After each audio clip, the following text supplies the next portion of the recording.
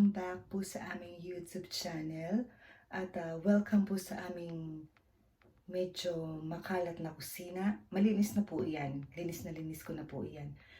Ngayon po ay cooking vlog po ulit tayo mga kadudes at sa cooking vlog ko na ito ay susubukan ko pong gayahin yung favorite namin na fried rice ni Duday dito sa China. Kaya watch this full video guys para if interested po kayo na malaman yung recipe at gusto nyo subukan sa bahay, nandito po sa full video.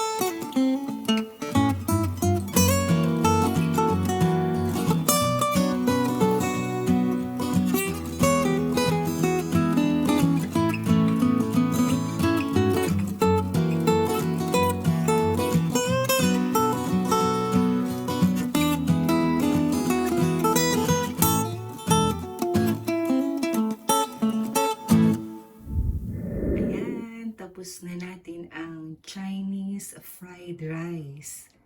Isa po yan sa favorite namin na fried rice ni Duday na kinakain po namin dito sa China.